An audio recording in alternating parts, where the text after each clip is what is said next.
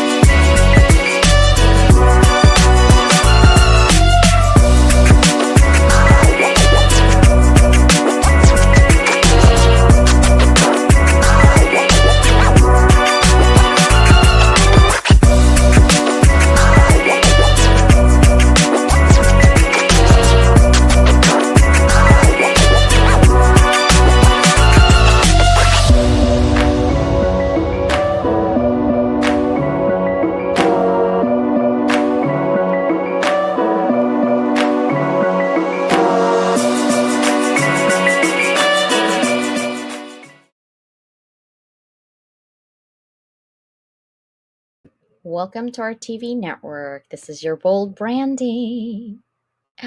Part of our branding is what? To be on our show today on Roku, Amazon, Apple, Google, Web, YouTube, Instagram, and more. So let's go ahead and talk about how are we going to get you on these televisions so you can be a household name. You can actually watch us on YouTube live any time that we are on. We have over 400 videos now on YouTube as well, so you can get to know some of your favorite LinkedIn connections as well as business owners, founders, authors, right? So you need to log in 10 minutes before when we come in to my show. You can find us at E360 TV app. Wait for those 4 days. And then what? Click this picture called Positive Vibrations. You will see me in there. All right. Thank you guys so much for being here. And guess what? We're going to be with our amazing people. And you can hear us anytime and anywhere. So, first, let's talk about my author's call. We do book publishing every single 3 months, right? And our author's call, so you see all these books right here, we've already done. All of them that we published this year are #1 international bestsellers.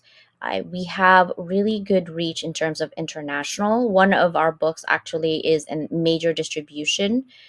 You're talking Barnes and Nobles. We're talking, actually, it went to China's book adventure. I believe it was with 100,000 people. It's like a convention for readers basically in China. And then we almost went to DC with this book, but everywhere there's about 40,000 distribution that it's on, and you can buy it also at Target, right? So these are amazing opportunities. If you've ever wanted to write about your legacy, you can start now. Our new book, this is the book cover that you're seeing. It's called Against the Grain: Finding Belonging in a World of Resistance. Because every time that we do something, people always tell us not to do it.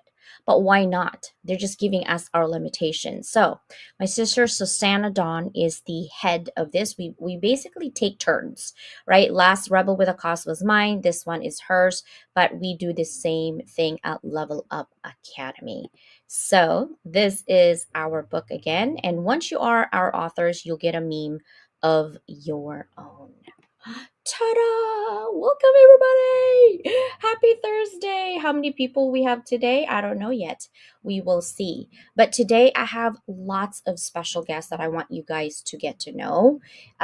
Really where their passion, the story behind why we need to break our silence against domestic violence. There's so many stats out there.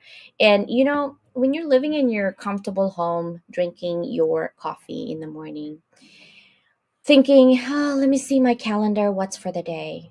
There's women and men out there who's right now being abused. And we're not just talking about physical. There's financial abuse, there is mental abuse, there's verbal abuse, there's so many types. But we need to actually, instead of also, I want to talk about, at least for me, instead of pointing fingers at, hey, he did this or she did this, I want to also elevate the power of choice. Sometimes we are comfortable with being uncomfortable. We just stay still. We just want to stay because we fear the unknown. We don't want to change something because we always have that thought of, oh, it's okay. It's fine. They're gonna change tomorrow. Oh, they came back and they say nice things. It's fine. It's gonna change. It's going to take really bad things happening to us before we move on, whether that is our partner, whether that is a friend, whether that is a business partner or a colleague or a manager. Anyone can be abused. It doesn't have to be just romantic relationship. And that's really what I want to talk about today, and the background of the amazing sisters that I'm going to have in this show today. So let's go ahead and bring them on. Agape! I said it right. Good morning. Regina, welcome. Good morning. Kiara, welcome. Good morning. Ladies, how are you guys doing? Good. How are Fine, and you? you? Yes, thank you. Awesome. Let's go ahead and start with Agape, and then we go to Regina and Kiara. And introduce yourself, Agape, as far as your background, how we met, and how I met these amazing ladies today. All right. Well, Agape Garcia here. I am the founder of Confronting Domestic Violence, which is a nonprofit organization. And that was actually founded from a personal experience of surviving a double attempted suicide about 20 years ago. And now with SB 553 being in effect in the state of California, they passed a legislative bill mandating a workplace violence prevention plan be in place. So that includes domestic violence spillover. So domestic violence is starting to really get the light after 300 and some odd years of fighting for, rights and protection and resources for us. We are going at it. And my background outside of domestic violence, I'm laughing, but I'm serious. Domestic violence has been a majority of my life.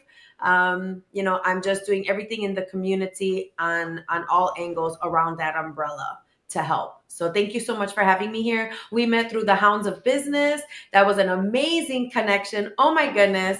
We met at the mall. We connected, like immediately vibed and decided like, you know what, we need to support each other. This is a cause. You mentioned a lot of things when you opened up this session for us. And I want to say that, the statistics, the needle has moved. Before it was like 1 out of 3 women, 1 out of 7 or 9 men. And since COVID, it's like 1 out of 2 women, 1 out of 4 men. And the stunning, surprising statistics that 1 out of 15 children are exposed, and 90% of those children, of the 1 out of 15, are eyewitnesses. So keep that in mind. And we have Regina and Kiara. Regina is going to be the keynote speaker at our gala on October 27th. Kiara was an awesome guest on my podcast. And these are just stunning women with a great story. And I'm so happy that we were able to connect, all of us together to be here today. Amazing. Thank you. Yeah, we had a really great conversation. In fact, it was like, oh, we're going to meet for 20 minutes. And then I'm like, wait, I'm meeting Tyrell, I'm meeting Eamon and Mike. They're like, oh, you want me to go? I'm like, why? This is the best time right now to like just go all out and crazy. So literally we were sitting down to like this, right? In front of each other. And then she's on her phone and I'm on my phone. In That the was same meeting. that was a challenge because we were let's see, we had to lower our volume when we were speaking because it was everywhere. But the vibe and the energy, and I think I love that. Like when I meet someone that really has a good heart and compassionate about people and also really strong on their foundation of who they are and what they want to do and the purpose for the community and turning your pain into passion. I was in love. Like, yep, Mike, this was a good connection. So thank you for that. Keynote speaker Regina, go ahead and get to know you a little bit. Who you are, who is Regina, and how did you meet Agape?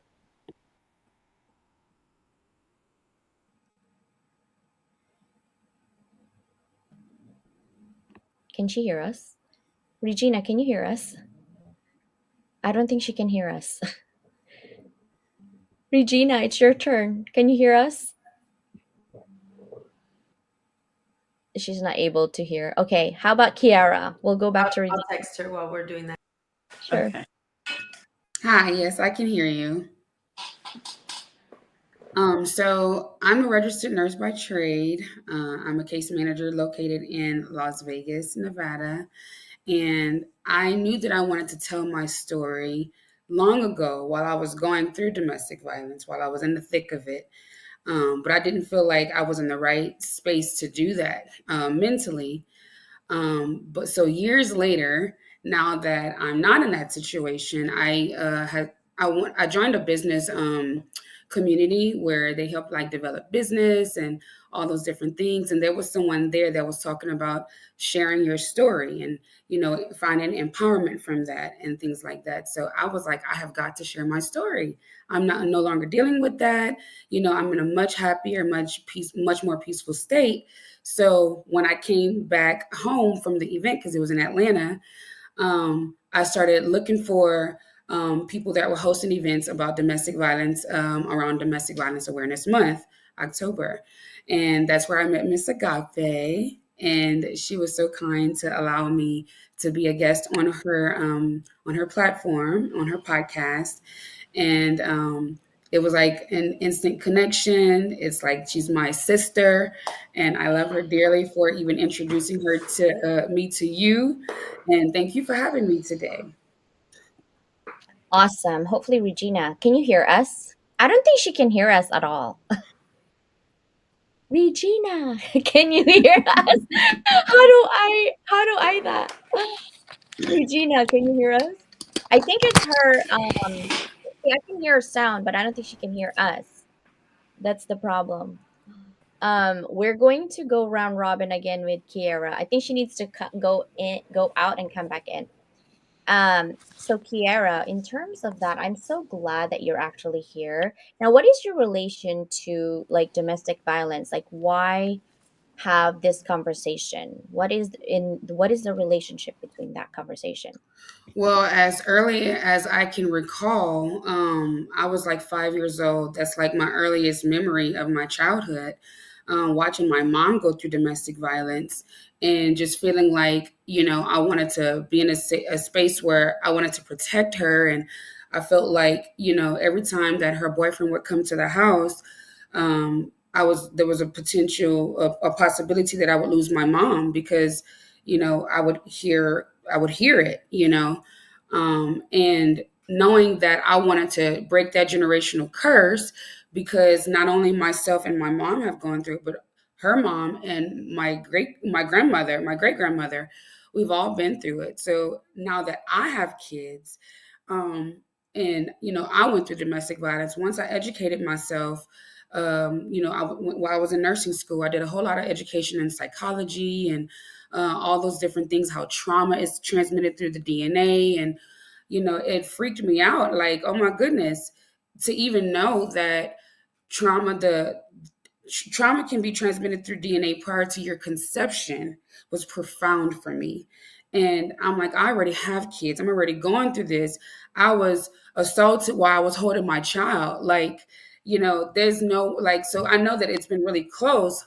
There's no way that, knowing what I now know, I'm going to continue that. So I have to start making some changes in my life and also lead by example, because my kids see me, they see me enduring this, treacherous, situation, very traumatizing situation. And they're traumatized. They're screaming and crying and asking their dad to stop, and it's, this is mom. Like, you don't realize this is mom, like, why would you hurt mom? Realizing that, I have to be that change that I'm looking to see in my family and in my future generations.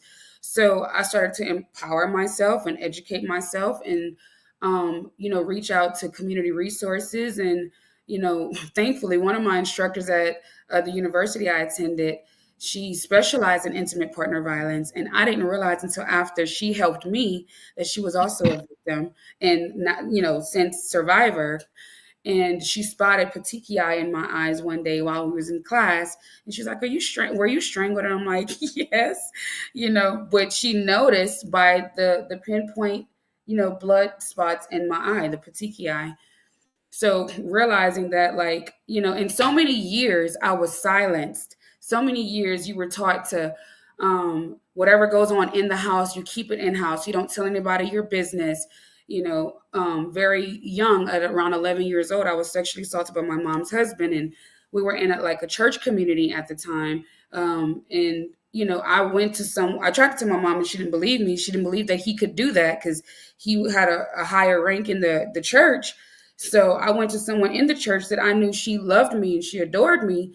And I just knew she was going to help me. And she went and told my mom that, I was spreading our family's business. So from very young, I felt like I didn't have a voice. My voice was quieted and shut down. So when I realized that I'm in control of my own life, I found the power of my voice.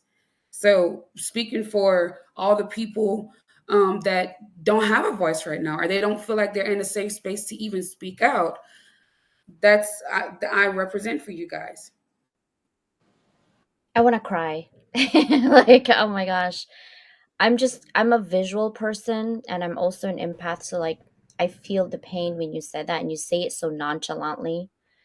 Um, but I could still see the pain, but I see that you're like 80/20. 80% is you're good, but 20% still has that trauma even talking about it. And I apologize for even asking that question, first of Oh all. no, don't If apologize. It's okay.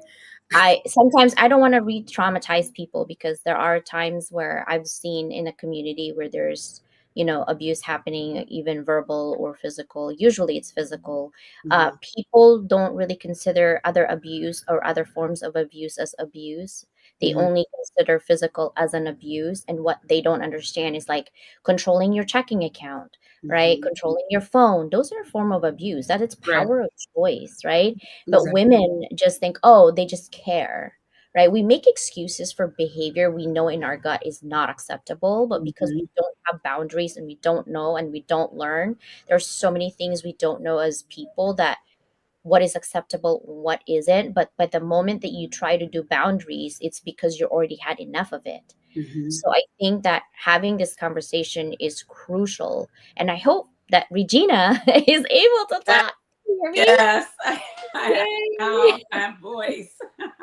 Oh my gosh. So, Regina, my question was, since you didn't hear me, introduce yourselves because we have about 634 watching us right now live on YouTube, 38 now.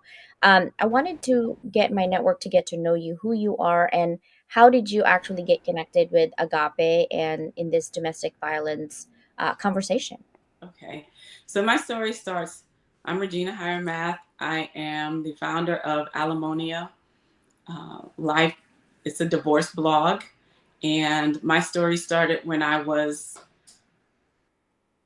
6 years old. I suffered a lot of trauma in my childhood.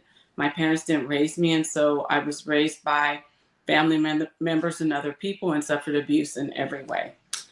Fast forward to early adulthood, I got into a lot of unhealthy relationships. And in my mid 20s, I met my husband and I got married at 27. I survived 23 years of narcissistic abuse, which included financial abuse, emotional abuse, verbal abuse. And I am grateful. I'm so grateful for the day that I walked out of there. Yes. So I met Agape. Last year I spoke at an abuse symposium at Pechanga Resort. And abuse isn't something that I wanted to work with, to be honest. It just kept coming to me. I was asked to speak at Pechanga last year, an abuse symposium. Kind of found that this is my niche. And so I was on social media one day and saw the ad for the domestic violence gala fundraiser. And so I reached out to her and we just had so much commonality and sharing our stories, and I wanted to get involved. And so I'm going to be the keynote speaker. I also sit on the board with CDV, and this is my life. I want to help people. I love it. So are we all in the CDV board, Agape? Kiara has yet to join. Okay.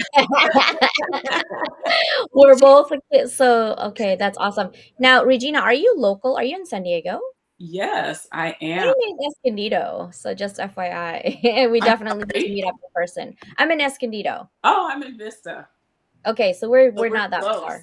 We're Yeah, definitely. So here's another question, and I'm going to start with Agape. What were some of the signs that helped you realize you were in an abusive relationship? Because I want to talk about this because sometimes there are women out there that have a hint like, oh, I think I'm in an abusive relationship, but really doesn't really know the signs until it's too late. I think, okay, so abusive relationships sometimes just, I've seen it with my girlfriend, like moving up. I've seen it in my family as well, where it's a dating scene, and you're so used to having your friends around and things like that, and all of a sudden when you're in a relationship your friends can't find you, right? And you're like, oh, I'm busy with my boyfriend. In the meantime, the boyfriend's like, oh, you got to spend more time with me than your friends. Then he goes to the control of the schedule. Then it goes to the control of who can they meet and who can they see and who can they text and who can they talk. Oh, he cares about me. He loves me. That's why he just cares for my well-being, right? Women do that. We do make excuses for that, right? Mhm. So the rules of engagement has now started that it's okay because you following. You see, it's like breadcrumb, right? It has to be from the beginning, because if you change the rules of engagement in the middle of that, that's when violence, I think, starts, right? Because now you're like, oh my God, we're so in love. And I've seen it with my girlfriend where um to the point where she became homeless because she had to take 3 of her kids out of the relationship because it was so disrespectful, where he actually took a woman in their house in the bedroom while the kids and her are in the house. Are you kidding me right now? Right? But they've been married 15 years. So it's been that. So it's not like he did that overnight, Right. right? Let's be honest. And women, I want you to know that I am for you, but you got to have the power of choice. You got to be resolute. You have to put yourself in a situation where we usually stay with a man like that's because of financial gain or whatever. You got to be independent. Doesn't have to be wealthy. It would be nice. It would be nice, but you have to be able to survive on your own without that. That is your power, so that when you walk out of that house, you don't feel helpless. And a lot of women actually become poor, like almost instantly, and like overnight, because their husband is the one that provides for them. And so if they get abused and all of these, you take it because you're comfortable of where you're at and you're scared of changing your life, But when you move out, you're like, great, I'm on the street. Well, guess what, lady? You had that choice to do this. I want you to choose wisely for yourself, right? It should be in marriage 50-50. So if the person that you're with does not see you for who you are and the value that you got married or maybe partner with, then that is not a partnership. What are your thoughts, Agape? Oh my gosh, I'm over here getting pen and paper because you're saying so much. And I'm like, okay, this is a lot because there's so much that I can respond to with that.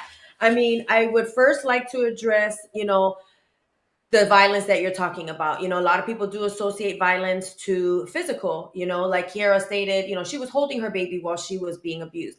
I was abused physically when I was pregnant with my baby. Regina was shattered without a mark. She didn't receive that physical, but she was her spirit, her being was chipped away, because there's that silent abuse from that verbal, that emotional, that controlling, that, like you were saying earlier, okay, where are you going? Who are you going with? What are you wearing? Like there becomes this possessiveness that you don't realize because your emotions are starting to be like stronger and more overpowering your logic.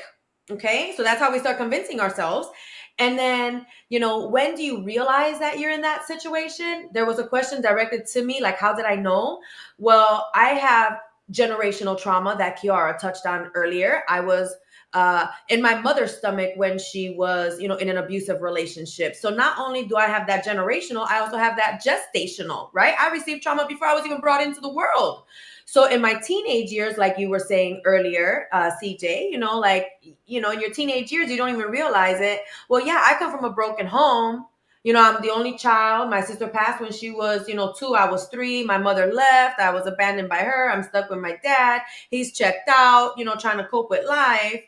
And then here I am, only knowing what I know, which is the violence at home, the violence, outside of my door. So by the time I'm a teenager in my little puppy love teenage relationship, this is normal. There's nothing, this is great.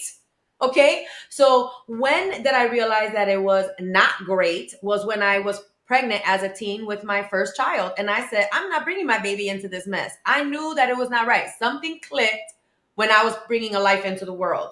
Now, when you're talking about, moving on, moving on is a whole nother story that we could probably take another 3 hours on, because moving on is different than moving out.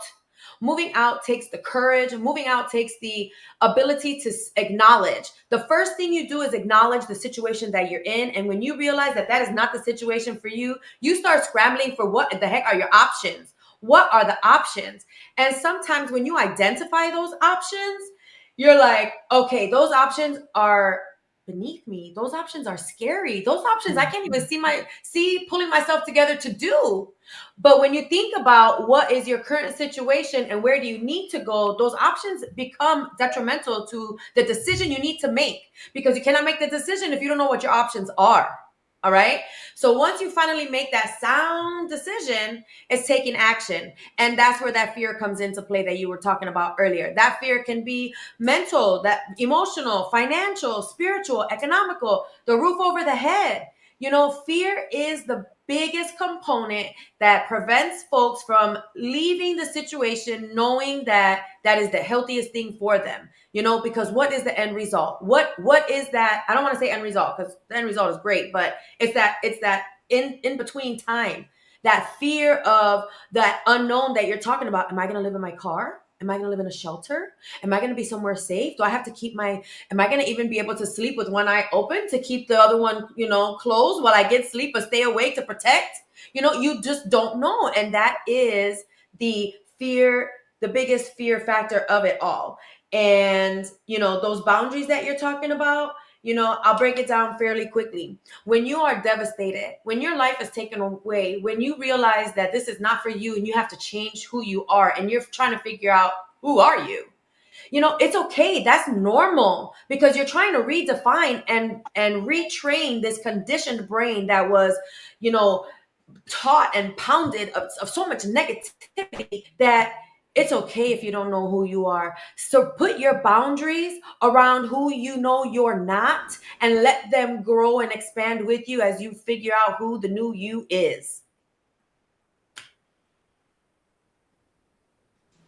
A lot of bombs like thrown out there. I love the boundaries and the conversations.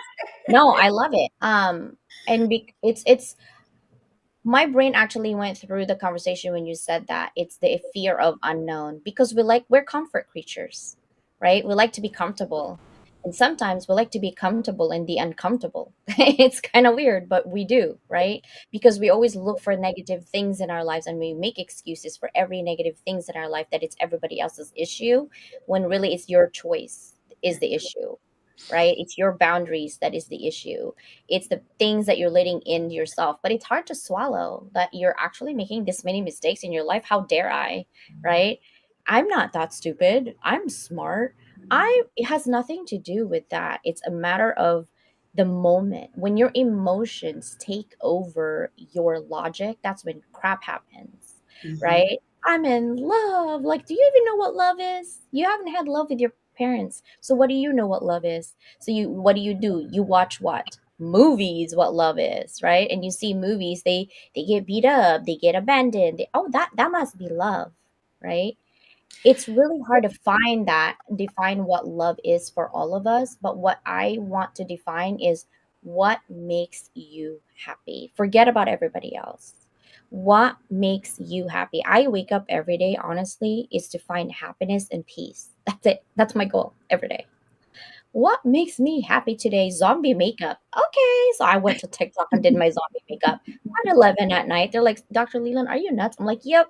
Watch me, don't watch me, but that's what I'm doing. You know why? It's because it makes me happy. It's Mm-hmm. not for you, it's for me, right? Or Kiara, I actually got reminded when I had a boyfriend when I was young. Let's just say that let's see, how do I describe this? Um, I got it, I flaunt it. That's how I'm gonna say that, right?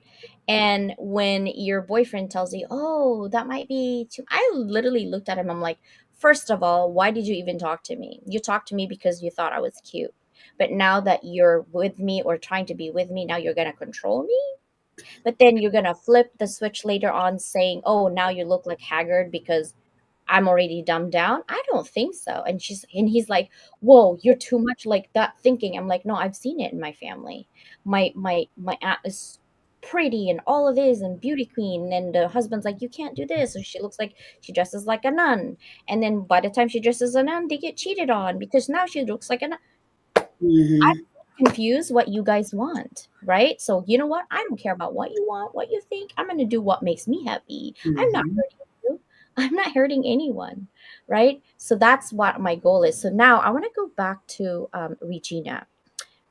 What was the moment that you said, I've had enough of you. Goodbye. Um, I've written about this in my book. Um, this was a defining moment for me. My mom was over visiting one day, and I was unloading my dishwasher. My husband was at work, the kids were probably at school. And as I was unloading the dishwasher, I snapped and I just started throwing dishes all around my kitchen.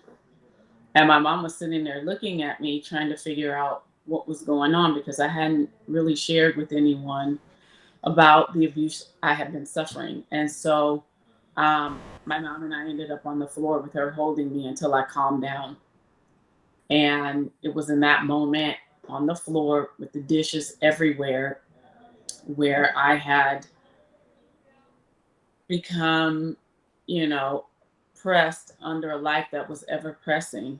And I shared with my mom what had been happening. And it was very difficult for my mom to understand because the duality of narcissism is that they have a public persona which everyone loves, and the person that you live with is the complete opposite. Yep. And so that's what keeps people trapped for so long is because of that duality. When I tried to share with someone what was going on, they ignored me and I walked away crying. Um, I I was telling my mom what he was doing and what he was saying, but because my mom was so caught up in his charming personality, she couldn't really understand what I was saying to her. And so I thought real fast and I said, I've got to help my mom get partially to where I am so she can begin to understand what I'm saying. So I picked up my phone and I scrolled down to the text messages that he had just sent me within the last day or two about my mom. And I showed her. And that was the moment that somebody on the outside could partially understand what it was that I was saying. And it took some time for my mom I had to keep showing my mom the proof of who this person is versus who they're presenting themselves to be. But that was the moment for me. I got help after that. Yeah. Wow. That's actually sad, and like more than sad. I don't even have a word or words to describe that, because it's just crazy how one of my friend, I'm not close to her. Her husband is a prominent businessman in their city. But when she goes out with him, she looks like death, literally. And they I have have a those lot of pictures. money. I have those pictures. Yeah, I right? use They them have too. a lot of money. And when she goes out with him in public, I'm like, is she sick? What is happening? Like, she just looks like. And this woman, 5 years before that, was the hottest girl in town. And then when I saw her with one kid, I'm like, okay, I have two kids. I do not look like they. I had to ask my husband, I'm like, please stop me if I look like death. I don't know what's happening with her. And my husband's like, have you seen her husband? He's always out. Like, he's a sales guy, right? So he's always out and doing business stuff. Like, maybe he cheated on her or something, you know? And I'm like, oh, I don't know her, so I can't tell her. So I talked to my girlfriend, who's her best friend. And she said, well, she's been saying that he's like a narcissist and he would say things, but I don't think so. John's like really cute and, whatever. Even the best friend was not doing, So one day she hit me up on Facebook because she wanted to write in our book. And I said, sure. And then I asked her, I always ask you what you're going to write about. It has to be appropriate for business, right? And I told him, like, girl, that's not going to work. We're going to work on your book, on your own book for a memoir, because this is wonderful for people who's going through that narcissistic partner. She just got out of this marriage actually after 6 years, about last year in October. It became physical at that point. That's when she just had enough, right? So that's what I'm saying. Like, some people sometimes don't see your pain until it's like it goes to physical. Now, Kiara, what makes you feel like, okay, I want to help people? How are you helping the community with your story? That is very important to me. Thank you for asking that question. So, I'm from a very, very small town where everybody knows everybody. Everybody's related in some way, shape, or form, or it's related to somebody that you know. And actually, Miss Agape, after I did your podcast, I found out like maybe 2 or 3 hours later that somebody that I went to CNA school with about 12 years ago, her husband unalived her. And I remember long time ago while we were in school, her talking about it, her talking about, the things that he would do and how he was so manipulative and just a whole bunch of things. And she said that he would threaten her that if she were to ever leave him, he was going to unalive her. And I think it's been almost 17 years now, and he did. And knowing this, hearing this, that basically, so after doing the podcast, after doing that, and hearing that, it just slapped me so hard in my face because I'm like, wow, this this makes me feel like I need to do this. My people, the people that I'm called to reach, for God to speak through me, to use me, they're counting on me to, and also myself and my children, but they're counting on me to have the courage that I know that I have to open up about what I've gone through. And a lot of people have always told me, you don't look nothing like what you've been through. And I'm like, yeah, you don't know the half of what I've been through. Okay. And I've done a lot of work on myself. And so as a nurse, I'm passionate about mental health. That's been my passion for years now. And I work in a few mental health facilities in Louisiana, which is where I'm originally from. And just seeing different patients and different like disease processes and mental, disorders and stuff, I knew that trauma was one thing that's not like talked about in that mental health space. And knowing that I've been through a lot of trauma and I've consulted with a therapist, and there's a stigma in mental health and all those things. I wanted to break that, and I want to empower my patients to utilize the resources. It's okay to have a therapist. I love my therapist today. There are things that, are coming up as I'm sharing my story, and I want to make sure that I'm okay. So I check in with her very regularly to make sure that I'm okay. And if things come up, then I can process and work through that.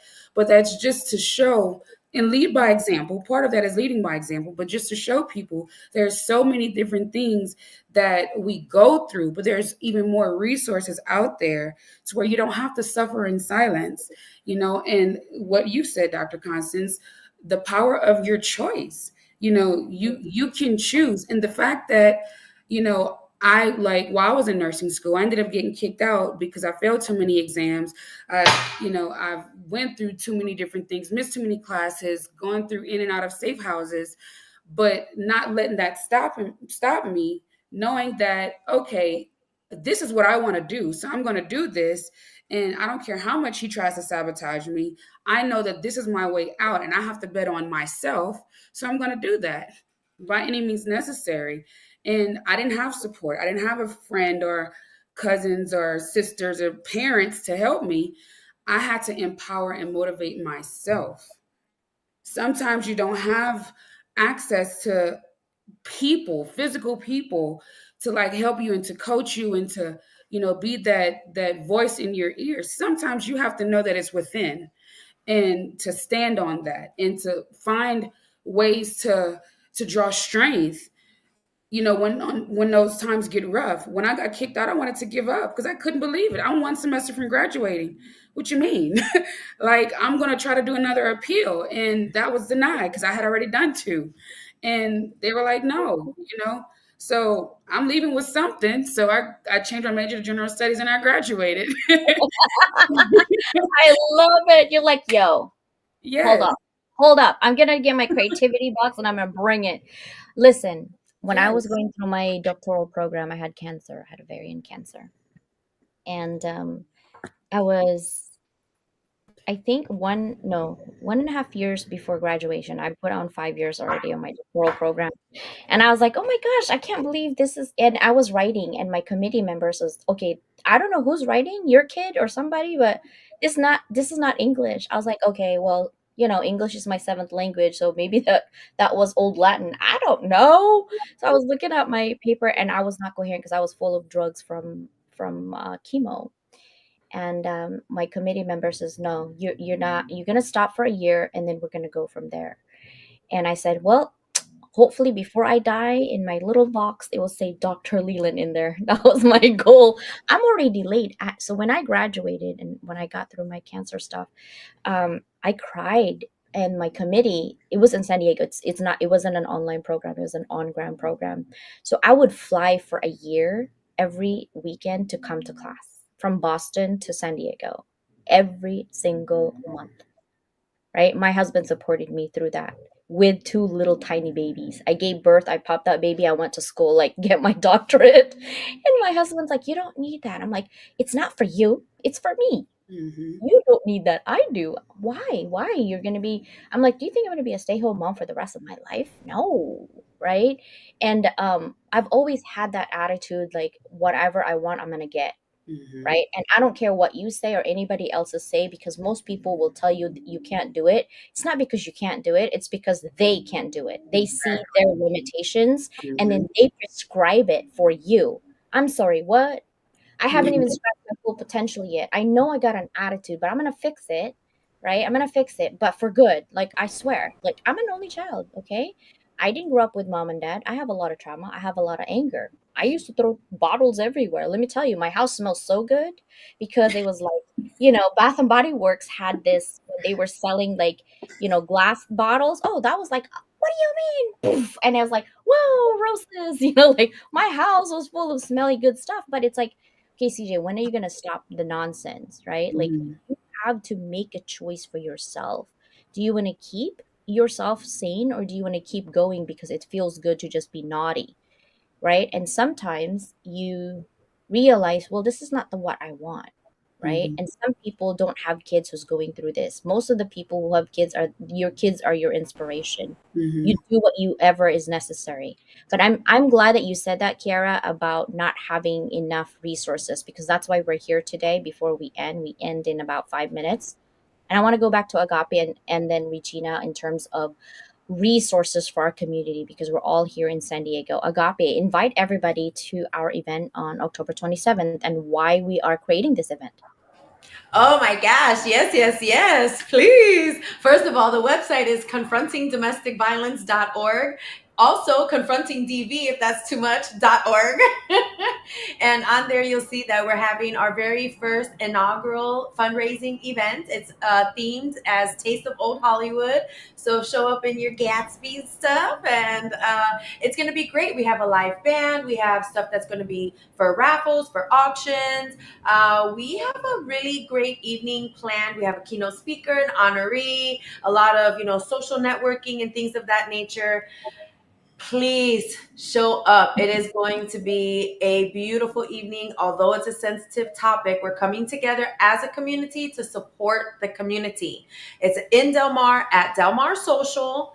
Okay. And what our mission is at Confronting Domestic Violence is to provide real-time resources to real-time victims and also to provide relocation services when families have a safe place to go, but not the means to get there. Oftentimes, shelters can be packed and there's no space, but they have family or friend that lives somewhere that's far that they just can't get to, but they have the space to take. And so that's where Confronting Domestic Violence steps in and really helps to make sure that they get to that safe place.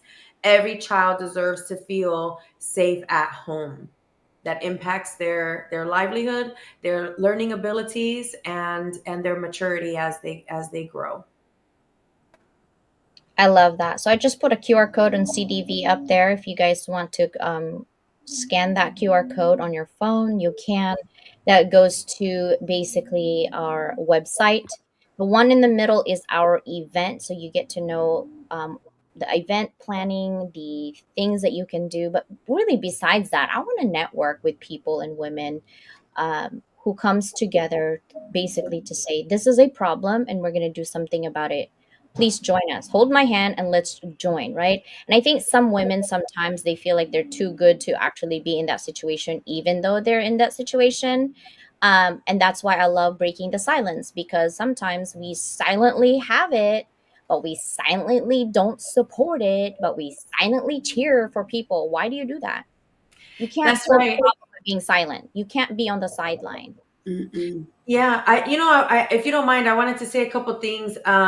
Also, post-traumatic stress disorder is something that a lot of people are familiar with. PTSD, it's a real thing. We've gone through trauma, and there's triggers that we go through. I mean, gosh, today even putting on this shirt, I was like, it's around my neck. I was choked out, so I was like, I still have a little bit. I get triggered every now and then, but there's also PTG, which we're not taught, which we is not talked about very much, and post PTG is post traumatic growth.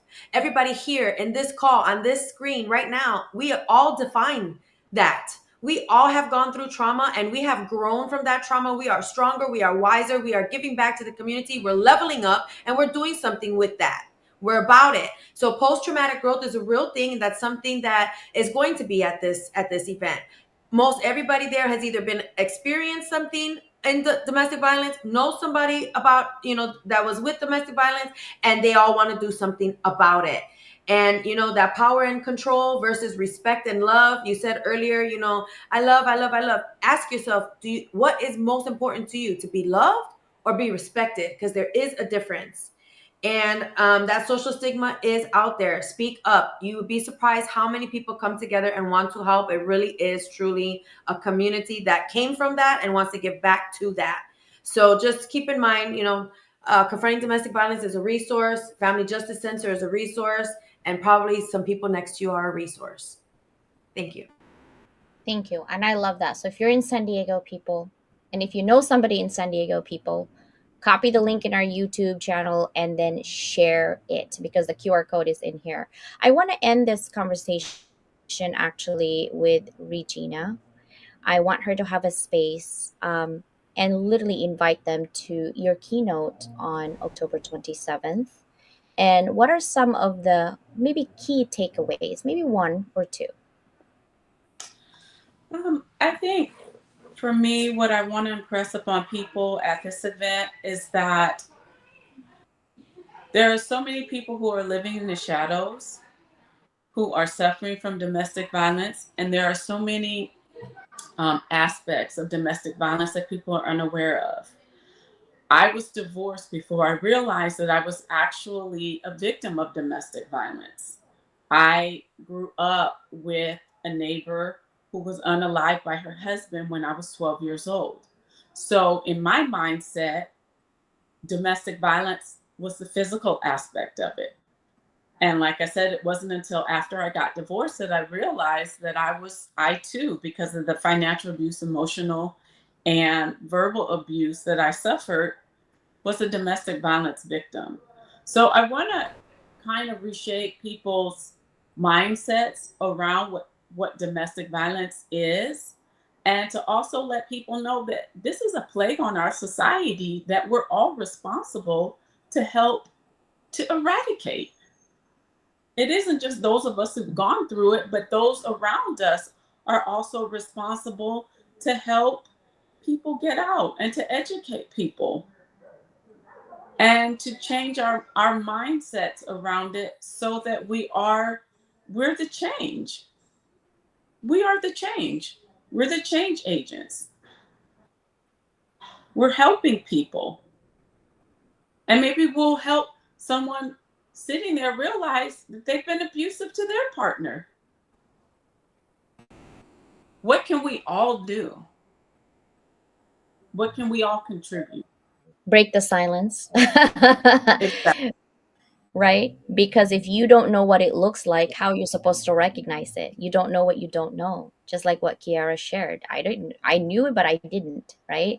And so if you don't know it, call it. And this is where the conversation starts. You have to have these types of conversations so that other people who's listening 100 years from now, if YouTube doesn't go anywhere, we're still going to be on YouTube literally talking about this. And I guarantee you domestic violence is still going to exist then, and hoping that no one is going to be unalive because of that, right? And we have a TikToker here, a famous TikToker, who killed his wife from Chula Vista because he got jealous, right? They're going through a separation and stuff, and she was Filipino actually. And I was like, man, right? I mean, this is 2024. What is happening? And so that is why when Agape talked about her story, I wanted to not cry because my makeup was on fleek that day, and I was like, no, I'm not crying. I don't have a waterproof mascara, Agape. But I wanted to end this, guys. Thank you so much for being here. And I say your story is not over yet. You are strong, brave, and resilient. Healing begins the moment you choose to take back your power, right? Don't be silent. The power of choice. Thank you, YouTube. 1071 is still here, even towards the end. I appreciate you. And E360 TV, I appreciate you. Thank you guys so much for being here. Say bye to everybody. Bye. Bye bye.